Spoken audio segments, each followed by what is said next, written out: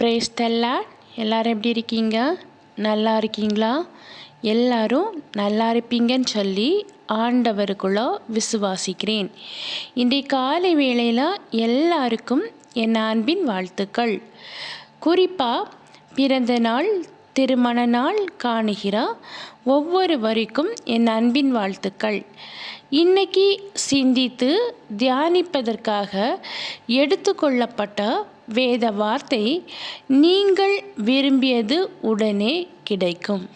ஆம் பிரியமானவர்களே, உங்கள் வாழ்க்கையில் நீங்கள் நெடுங்காலமாக ஆசைப்பட்ட விருப்பப்பட்ட காரியங்கள் வெகு சீக்கிரமாகவே கிடைக்க போகிறது.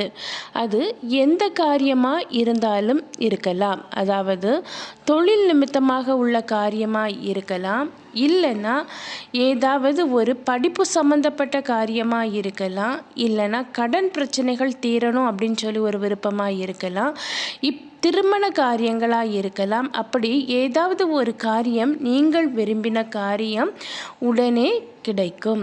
இப்போ நம்ம மத்தேயு 15வது அதிகாரம் 28வது வசனத்தை படிக்கும்போது, நீ விரும்புகிறபடி உனக்கு ஆக கடவது.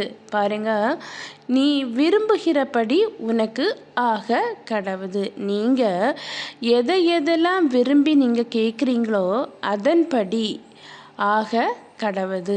எந்த விருப்பனாலும் ஆண்டவர் இன்றைய நாளில் உங்களுக்கு நிவர்த்தி செய்ய வல்லவராக இருக்கிறாரு. அதான் சொல்லியிருக்கு, நீ விரும்புகிறபடி உனக்கு ஆக கடவுது. நீ எதெல்லாம் ஆசைப்படுறியோ அதெல்லாம் உனக்கு ஆகும்னு சொல்கிறாரு. இப்போ நீங்கள் பைபிளில் நம்ம பார்க்கும்போது கானானிய ஸ்திரியை எடுத்து பாருங்க. உங்களுக்கு எல்லாத்துக்கும் தெரிஞ்சது தான். இந்த கானானிய ஸ்திரீ தன்னுடைய மகள் வியாதியினால் கஷ்டப்படும் போது அவள் எப்படியாவது சுகம் கிடைக்கணும் அப்படின்னு சொல்லி ஆசைப்பட்டு ஆண்டவருக்கு பின்னாடி போயிட்டே இருக்கிறாங்க. எப்படியாவது ஆண்டவர் சுகம் தருவாங்க அப்படின்னு சொல்லி ஒரு விசுவாசத்தோடு கூடி ஆண்டவருக்கு பின்தொடர்றாங்க. இது கண்ட ஆண்டவர் கானானிய ஸ்திரீயோட விருப்பத்தை நிறைவேற்றுறாரு. என்ன சொல்கிறாருன்னா, நீ விரும்புகிறபடி உனக்கு ஆக கடவுது. என்னுடைய கானானியுடைய ஸ்திரீக்கு மகளுக்கு உடம்புல சுகம் கிடைக்கணும்னு சொல்லி அந்த ஸ்திரீ கர்த்தரை நோக்கி பின்தொடர்றாங்க. இதை அறிஞ்சு ஆண்டவர் நீ விரும்புகிறபடி ஆக கடவுது அப்படின்னு சொன்ன உடனே அந்த ஸ்திரீ, கானானிய ஸ்திரீயோட மகள் நல்ல அற்புதமாக குணமடைகிறாங்க. அந்த வார்த்தை மட்டும்தான். அப்போது கானானிய ஸ்திரீ என்ன, நீ விரும்புகிற, அவன் ஆசைப்பட்டா தன்னுடைய மகள் குணமாகணும் அப்படின்னு சொல்லி ஆசைப்பட்டா. அதே போல தான் உங்கள் வாழ்க்கையில் ஏதாவது ஒரு காரியம் நடக்கணும் அப்படின்னு சொல்லி நீங்கள் ஆசைப்படுறீங்களா? உங்கள் ஆசையை ஆண்டவர் கண்டிப்பாக நிறைவேற்றுவார். நீங்கள் விரும்புகிறபடி ஆக கடவுதுன்னு சொல்கிறாரு. இப்போ கானானிய ஸ்திரீக்கு அவர் அந்த வாக்கு சொன்ன உடனே அவள் மகள் சுகமானாள் அல்லவா? அது எதனால்? கானானிய ஸ்திரீயோட விசுவாசத்தால். எப்படியாவது இந்த ஆண்டவர் நம்ம பிள்ளைய சரியாக்குவார்னு சொல்லி அந்த கானானிய ஸ்திரீ ரொம்ப விசுவாசித்தாங்க. அதன்படி அவங்க விசுவாசத்துக்கு ஏற்ப அவங்க வாழ்க்கையில் அற்புதம் நடந்தது. தன்னுடைய மகள் சுகம் பெற்றாள். இப்போ இந்த வீடியோ பார்த்துட்ருக்கவங்க யோசிக்கலாம், என்னுடைய வாழ்க்கையில் நான் நிறைய விருப்பங்கள் வச்சுருக்கேன், ஆனால் எனக்கு எதுவுமே நடக்கலை, எனக்கு ஒரே வேதனையாக இருக்குது, வாழ்க்கையும் ஒரு கஷ்டத்தில் போயிட்டுருக்கு, ஒரு நிம்மதியே இல்லை வாழ்க்கையில் அப்படின்னு சொல்லி நம்ம நிறைய டைம் யோசிக்கலாம். இப்போவும் நீங்கள் யோசிச்சுட்டு இருக்கலாம். ஆண்டவரே சொல்லியிருக்கிறாரு, நீதிமானுக்கு வருகிற பாடுகள் அநேகமாயிருக்கும். ஆமென், ஹல்லேலூயா. நீதிமானுக்கு வருகிற பாடுகள் அநேகமாக இருக்கும். உடனே பயந்தாச்சு, என்ன பாடுகள் அநேகமாக இருக்குமா? ஆமாங்க, ஆண்டவருடைய வார்த்தைக்கு முக்கியத்துவம் கொடுத்து அவருடைய சிலுவையிலுடைய இரத்தத்தால் கழுவப்பட்ட ஒவ்வொருவரும் நீதிமான், அப்படி தானே? அப்போது அப்படிப்பட்டவங்களுக்கெல்லாம் பாடுகள் அநேகமாக இருக்கும். உபத்திரவங்கள், துயரங்கள், வேதனைகள் எல்லாமே மற்ற நபரை காட்டிலும், ஆண்டவரை அறியாத மக்களை காட்டிலும், ஆண்டவரை அறிஞ்சு ஆண்டவருடைய இரட்சிப்புக்குள்ளே வந்து அவருடைய பரிசுத்த இரத்தத்தால் கழுவப்பட்டு இன்றைக்கும் ஆண்டவருடைய பிள்ளையாக வாழ்ந்துட்டு நீதிமானாக இருக்கிற ஒவ்வொருவருக்கும் பாடுகள் அநேகமாக இருக்கும். ஆமென், ஹல்லேலூயா. அப்போ அந்த பாடுகளெல்லாம் நல்ல உபத்திரவம்லாம் நல்லா இருக்குது. ஆமாம், எங்கள் வாழ்க்கையிலும் நிறைய துன்பங்கள் இருக்குது, பாடுகள் இருக்குது. அப்போ நீங்கள்லாம் நீதிமான் தானே, அப்போ சந்தோஷம் தானே படணும். ஏன்னா நீதிமான்களுக்கு வரும் பாடுகள் அநேகமாக இருக்கும். உங்கள் வாழ்க்கையில் நிறைய பாடுகள் வருதுன்னு நீங்கள் நீதிமான், ஆண்டவருக்கு பிரியமான பிள்ளை. அப்போது அந்த ஆண்டவருக்கு பிரியமான பிள்ளைகளுக்கு பாடுகள் அநேகமாக இருக்கும். மற்ற நபரை விட, ஆண்டவர் அறியாத நபரை விட நம்ம வாழ்க்கையில் பாடுகள் அநேகமாக இருக்கும். அப்போது நம்மெல்லாம் யார்? நீதிமான். ஆண்டவரை அறிஞ்சு ஆண்டவருடைய இரத்தத்தால் கழுவப்பட்டு ஆண்டவருக்கு வசனத்துக்கு முக்கியத்துவம் கொடுக்குற ஒவ்வொருவரும் நீதிமான். அப்போ நம்ம நீதிமானாக இருக்கிறபடினால நம்ம வாழ்க்கையில் துன்பங்கள் அநேகமாக இருக்குது. ஆனால் அதில் இருந்தெல்லாம் ஆண்டவர் நம்மளை என்ன செய்வார்? விடுவிப்பார். இப்போ நீங்கள் நினைக்கலாம், நீங்கள் சொல்கிறது மாதிரி ஆமாம், எங்கள் வாழ்க்கையில் எங்களுக்கு துன்பங்கள், துயரங்கள், வேதனைகள், அவமானங்கள் எல்லாமே இருக்குது. அப்போ நாங்கள் அதிகமாக துயரப்படுறோம். அப்போ நீங்கள் சொல்கிறீங்க நீதிமான்னு சொல்லுறீங்க. இந்த துயரங்கள்லாம் போக்க வேறு வழி இருக்கா? ஆமாங்க, இந்த துயரங்கள் போக்குறதுக்கு வழி இருக்குது. என்ன வழினா, உங்கள் வாழ்க்கையில் ஒரு துன்பம் வந்தாலோ, துயரம் வந்தாலோ, ஒரு வேதனை வந்தாலோ ஆண்டவருக்கு ஸ்தோத்திரம் சொல்லுங்கள். என்னங்க நீங்கள் சொல்கிறீங்க? துன்பம் வந்தால், துயரம் வந்தால் ஸ்தோத்திரம் பண்ணணுமா? நன்மை கிடைச்சா ஸ்தோத்திரம் பண்ணலாம், ஆனால் துன்பம் வந்தால் ஸ்தோத்திரமாக பண்ணணும்? ஆமாங்க, உங்கள் வாழ்க்கையில் எந்த ஒரு துன்பம் வந்தாலும், எந்த ஒரு வேதனை வந்தாலும், எந்த ஒரு அவமானங்கள் வந்தாலும் அதற்காக ஆண்டவரை ஸ்தோத்திரம் பண்ணணும். இப்படி நம்ம ஸ்தோத்திரம் பண்ண பண்ண பண்ண பண்ண அந்த துன்பங்கள் மாறும். தாவீது பாருங்க, சங்கீதக்காரர். இந்த சங்கீதத்தை எழுதினவங்களே இந்த தாவீது தான். தாவீது என்ன சொல்கிறாரு? கர்த்தரை எக்காலத்திலும் நான் ஸ்தோத்தரிப்பேன், அவர் துதி எப்போதும் என் வாயில் இருக்கும். அப்போ எக்காலத்திலும் என் நேரத்திலும் ஸ்தோத்தரிப்பேன். அதுக்கு முன்னாடி நீங்கள் பார்த்தீங்கன்னா இன்ட்ரொடக்ஷனை, அவர் பாடுகளும் மத்தியிலும் இருந்திருப்பார், உபத்திரவத்தின் மத்தியிலும் இருந்திருப்பார். அந்த நேரம் தான் கர்த்தரை எக்காலத்திலும் ஸ்தோத்தரிப்பேன், அவர் துதி எப்போதும் என் வாயில் இருக்கும். அதே போல தான் உங்கள் வாழ்க்கையில் ஒரு பாடுகள் இருக்கா, உபத்திரவங்கள் இருக்கா, வேதனை இருக்கா, அவரை துதிங்க. அப்படி துதிக்கும்போது நம்மளுக்கு மனசில் அந்த பாடுகள் மறைஞ்சி போகும், உபத்திரவங்கள் தெரியாமல் மறைஞ்சி போகும். அந்த உபத்திரவம் பாடுகளும் மனசில் மட்டும் மறைஞ்சி போகிறது இல்லைங்க, அது உங்களை விட்டு விலகியும் போகும். ஆமென், ஹல்லேலூயா. இப்போ நீங்கள் யோசிக்கலாம், ஆண்டவருடைய பிள்ளைகளுக்கு மட்டும்தான் இவ்வளோ பாடுகளா அப்படின்னு சொல்லி. ஆமாங்க, உலகத்தில் இருக்கிறவங்க எல்லாத்துக்கும் பாடுகள் உண்டு. ஆண்டவரை அறிஞ்சவங்களுக்கு, அறியாதவங்களுக்கு எல்லாத்துக்கும். இந்த உலகத்தில் இருக்கிறவங்க பாடுகள் இல்லாத மனுஷன் இல்லவே இல்லை. அந்த பாடுகளை தாண்டி தாண்டி செல்வது தான் வாழ்க்கை. ஆனால் ஆண்டவருடைய பிள்ளைகளுக்கு, நீதிமான்களுக்கு பாடுகள் கூட கொஞ்சம் அதிகம். ஏன்னா நம்ம ஆண்டவருடைய பிள்ளைகள். இது லாஸ்ட்டு காலம் ஆனதுனால சாத்தான் எப்படியாவது ஆண்டவருடைய பிள்ளைகளை வழி விலக வைக்கணும்னு சொல்லிட்டு பல பாடுகள் நம்ம வாழ்க்கையில் ஏற்படுத்துவான். அதனால தான் மற்ற நபர்களை காட்டிலும் ஆண்டவரை அறிஞ்ச நமக்கு பாடுகளும் உபத்திரவங்களும் அதிகமாக இருக்குது. அந்த பாடுகளுக்காக நம்ம ஸ்தோத்திரம் பண்ணணும்னு சொன்னோம், அப்படி தானே? துதிக்கணும், ஸ்தோத்திரம் பண்ணணும். ரெண்டாவது என்னென்னா, சகித்து கொள்ளணும். உங்கள் வாழ்க்கையில் ஏதாவது ஒரு பாடுகள் வந்தால், நிம்மதி இல்லாத வாழ்க்கை வந்தால், சமாதானம் இல்லாமல் வாழ்க்கை வந்தால், ஒரு வியாதி வந்தால், ஒரு கஷ்டமான ஒரு சூழ்நிலை வந்தால், அந்த சூழ்நிலைகள், அந்த கஷ்டங்கள் எல்லாத்தையும் என்ன செய்யணுமா? சகித்து கொள்ளணும். நம்ம என்ன பண்ணுவோம்? யோசித்து பாருங்க. நம்ம வாழ்க்கையில் ஒரு பாடுகள் வருது, ஒரு உபத்திரவங்கள் வருது, அதை நம்ம சகித்து கொள்கிறோமா? இல்லைன்னா மன நொடிஞ்சு போய் சோர்வடைஞ்சு ஒரு இடத்துல போய் உட்கார்ந்துருந்து புலம்பி தீட்டுறோமா? யோசித்து பாருங்க. நம்மள பல பேர் ஆண்டவருடைய பிள்ளைன்னு சொல்கிறோம், நீதிமான்னு சொல்கிறோம், ஆண்டவருடைய இரத்தத்தால் கழுவப்பட்டிருக்கோன்னு சொல்கிறோம். ஆனால் நம்ம வாழ்க்கையில் ஒரு பாடு வந்த உடனே நம்ம அது சகிக்கிறது கிடையாது. என்ன பண்ணுறோம்? ஓடி போய் ஒரு கரையில் போய் உட்கார்ந்து இருந்துட்டு நம்ம அழுது தீர்க்குறோம். நான் யாருக்கு என்ன பாவம் செய்தேன், ஏன் என் வாழ்க்கையில் எனக்கு இந்தந்த கஷ்டம்லாம் வருது. இந்த வீடியோ பார்த்துட்ருக்கவங்க நிறைய பேர் சொல்லியிருக்கீங்க, ஏன்ப்பா எனக்கு இந்த கஷ்டம் வருது, நான் என்ன பாடு செய்தேன், நான் என்ன உபத்திரவம் எனக்கு இந்த வாழ்க்கையில் அப்படின்னு சொல்லி நீங்கள் புலம்பி தீர்த்துருக்கீங்க. உண்மைதானே? கண்ணீர் வடிச்சிருக்கீங்க. கவலையில் ஐயோ என் வாழ்க்கை இப்படி ஆயிடுச்சுன்னு சொல்லி புலம்பி தீர்த்துருக்கீங்க. அப்போ ஏன் உங்கள் வாழ்க்கையில் இப்படிலாம் ஆச்சுன்னா நீங்கள் நீதிமான்கள்.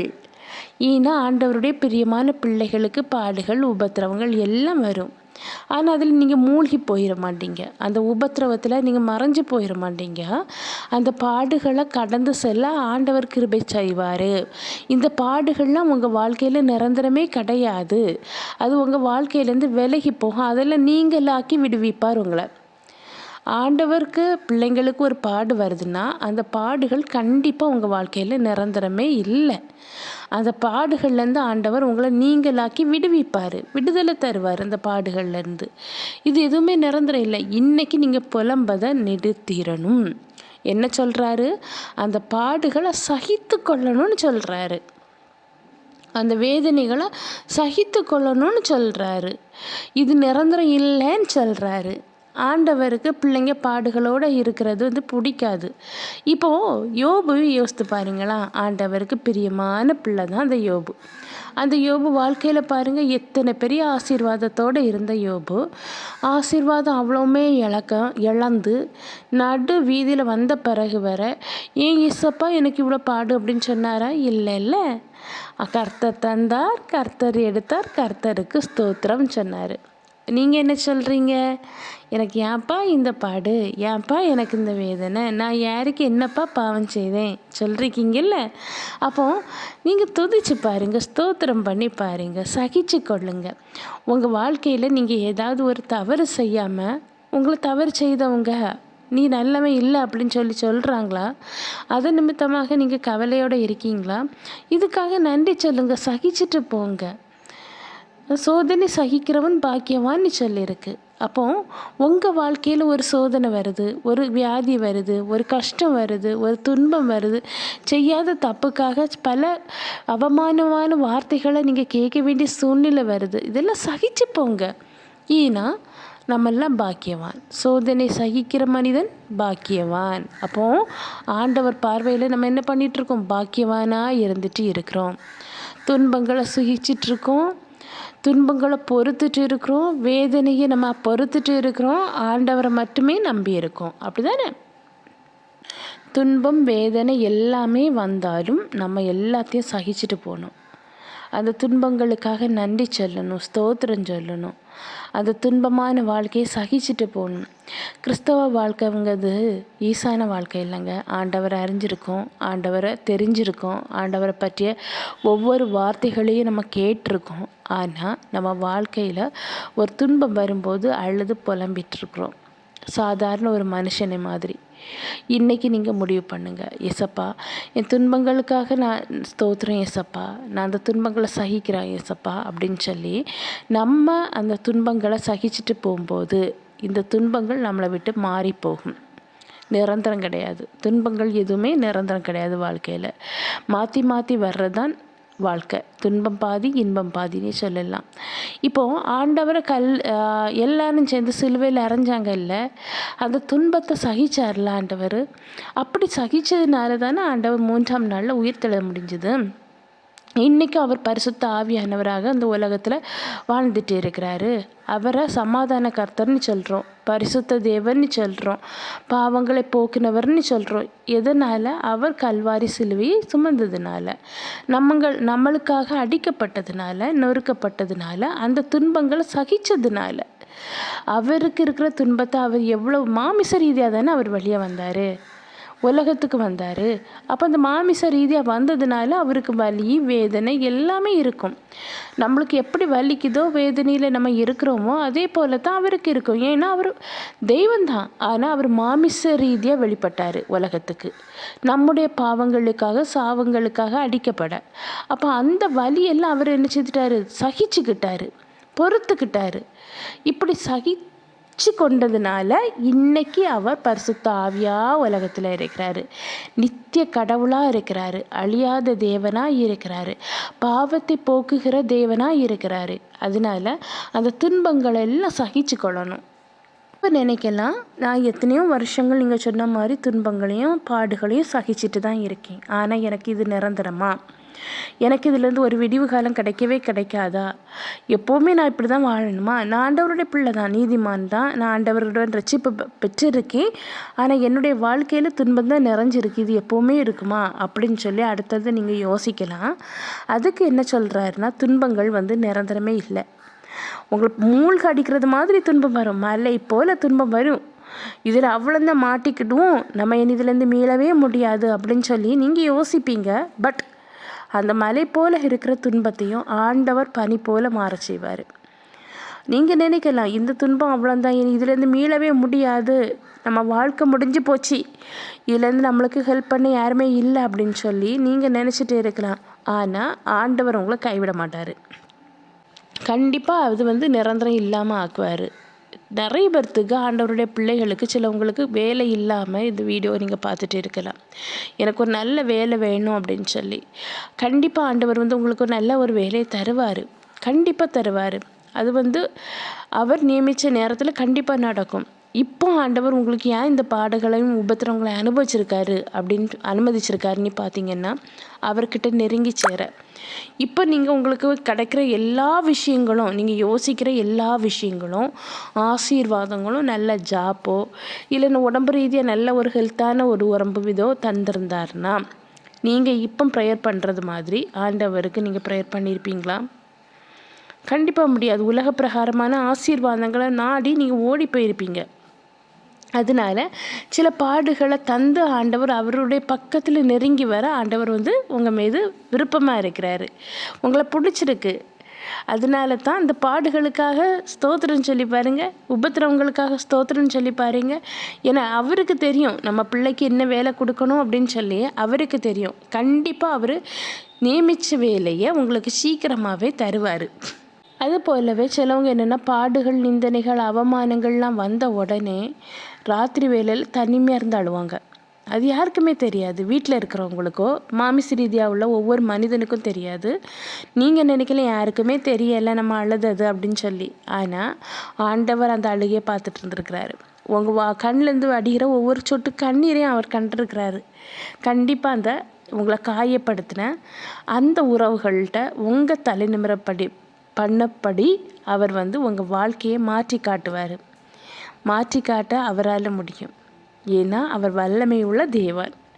உங்களை ஒதுக்கி தள்ளுறாங்கல்ல உறவுகள், அந்த உறவுகள் மத்தியில் உங்களை தலை நிமிர வச்சு உங்களை ஆசீர்வதித்து அவங்க கண்காணும்படி உங்களை வழி நடத்துவார். கலங்காதீங்க. அப்போது இன்றைக்கி ஆண்டவர் இன்றைய நாளில் சொல்கிறது என்னென்னா, நீங்கள் விரும்புகிற காரியம் உடனே நடக்கும்னு சொல்கிறாரு. இப்போ நீங்கள் பாடுகளில் இருந்தால், வேதனைகளில் இருந்தால் முதல்ல என்ன செய்யணும்? ஆண்டவருக்கு துதிக்கணும், நன்றி சொல்லணும். அந்த உபத்திரவங்களுக்கு நன்றி, பாடுகளுக்கு நன்றின்னு சொல்லணும். ரெண்டாவது, ஒரு பாடுகள் இருக்குது, ஒரு உபத்திரவங்கள் வருது நம்ம ஆண்டவருடைய பிள்ளைகளுக்கு அப்படின்னா, அந்த பாடுகளையும் உபத்திரவங்களையும் சகிச்சு கொள்ளணும். சகிச்சு கொள்ளும்போது ஆண்டவர் அங்கே என்ன செய்வார்? மகிமைப்படுவார். இந்த சகிப்புத்தன்மை நீங்கின உடனே நீங்கள் சகிச்சுக்கிட்டே இருக்கும்போது உங்கள் பாடுகள்லேருந்து உங்களுக்கு ஒரு பெரிய விடுதலை தந்து அதில் ஆண்டவர் மகிமைப்படுவார். வியாதியிலேருந்து விடுதலை தந்து அதில் ஆண்டவர் மகிமைப்படுவார். அதற்காக தான் சில பாடுகளை உங்கள் வாழ்க்கையில் ஆண்டவர் அனுமதிக்கிறாரு. இப்போ யோபுக்கு வாழ்க்கையில் அனுமதிச்சார் அந்த பாடுகளுக்காக. அந்த பாடுகளை அந்த யோபு கடந்து சென்றதுனால தான் அங்கே ஆண்டவர் மகிமைப்பட முடிஞ்சுது. இன்னொன்று, இரட்டத்தனையான ஆசீர்வாதத்தை இந்த யோபு பெற்றுக்கொள்ளவும் முடிஞ்சுது. ஒரு பாடு வருதுன்னு அதில் ஒரு நன்மை இருக்குது. அந்த பாடுகள் முடியும் போது ஒரு நன்மை இருக்குது. கண்டிப்பாக அந்த நன்மைகளுக்காக நீங்கள் அந்த பாடுகளை தந்ததற்காக நன்றி ஆண்டவரே, இனி தரப்போறக்கூடிய நன்மைகளுக்காக நன்றி அப்படின்னு சொல்லி பாருங்கள். கண்டிப்பாக அது சீக்கிரமாகவே உங்களுக்கு கடந்து வரும். நீங்கள் விரும்பின காரியங்கள் கண்டிப்பாக உங்கள் வாழ்க்கையில் சீக்கிரமாகவே வெகு சீக்கிரமாகவே நடக்கும். கலங்காதுங்க. எல்லாமே ஆண்டவர் சமூகத்துக்கு தெரியப்படுத்துங்க. கண்டிப்பாக ஆண்டவர் எல்லாத்தையும் நிறைவேற்றுவார். கண்டிப்பாக உங்களை கைவிடவே மாட்டார். இப்போ ஒரு சின்ன ப்ரேயர் பண்ணலாமா? அன்பின் பரலோக தந்தையே, அப்பா, இந்த அருமையான வேலைக்காக நன்றி ஆண்டவரே. எத்தனை பேரோ அப்பா எங்களோடு கூட சேர்ந்து ஜெபிக்கிற ஒவ்வொரு மக்களையும் அப்பா நீங்கள் கண்ணோக்கி பார்க்க வேண்டும் என்று ஜெபிக்கிறேன் ராஜா. வாழ்க்கையில் இருக்கிற போராட்டங்கள், கஷ்டங்கள், துன்பங்கள், துயரங்கள், வேதனைகள், அவமானங்கள், நிந்தனைகள் எல்லாத்தையும் அப்பா அறிஞ்சிருக்கீங்க ஆண்டவரே. ஒவ்வொருவர் வாழ்க்கையில் அப்பா அது பரிபூரணமாக இருந்து கொண்டிருப்பதற்கையும் நீங்கள் அறிஞ்சிருக்கீங்க ஆண்டவரே. அப்பா, இப்படிப்பட்ட வாழ்க்கையில், நிம்மதியற்ற வாழ்க்கையில் நீங்கள் விரும்பினது உடனே கிடைக்குன்னு சொல்லியிருக்கீங்க ஆண்டவரே. அப்பா, அதற்காக நன்றி ஆண்டவரே. இந்த பாடுகளையும் அந்த உபத்திரவங்களையும் நீங்களாக்கி போடுவேன்னு சொல்லியிருக்கீங்கப்பா. அதற்காக நன்றி ஆண்டவரே. அப்பா, இப்பொழுதும் ஆண்டவரே அவங்க வாழ்க்கையில் இருக்கிற பாடுகள், உபத்திரவங்கள், வேதனைகள் அத்தனையும் அப்பா நீங்களாக்கி போடுவதற்காக நன்றி அப்பா. நீங்கள் அற்புதங்களும் அடையாளம் செய்ய போவதற்காக நன்றி ஆண்டவரே. அதிசயங்களை செய்வதற்காக நன்றி. பாடுகளையும் உபத்திரவங்களையும் அப்பா நீங்கள் மாற்றிக்கொண்டிருப்பதற்காக நன்றி. அவங்க வாழ்க்கையில் அவங்க விரும்பின காரியங்கள் அப்பா நடக்க செய்ய போவதற்காக நன்றி. உங்களுடைய கிருபை முழுவதுமாக அவங்க வாழ்க்கையில் சூழ்ந்திருப்பதற்காக நன்றி. ஒவ்வொருவரையும் தாழ்த்தி உம்முடைய கரத்தில் ஒப்படைக்கிறேன். விரும்பின காரியங்கள் ஒவ்வொன்றையும் நீங்கள் நிறைவேற்றுங்க ஆண்டவரே. நீங்கள் அப்படியே செய்ய போவதற்காக நன்றி. மீட்பர் இயேசுவின் மூலம் ஜெபங்கேளும் அன்பு நிறைந்த பரம தந்தையே, ஆமேன். கர்த்தர் உங்கள் ஜெபத்தை கேட்டிருக்கிறாரு. உங்கள் வாழ்க்கையில் நீங்கள் விரும்பின காரியங்கள் கண்டிப்பாக உங்கள் வாழ்க்கையில் நடக்கும். கலங்காதீங்க. கர்த்தர் தாமே இவ்வார்த்தைகளை ஆசீர்வதிப்பாராக. ஆமீன், ஆமீன். ஹல்லேலூயா.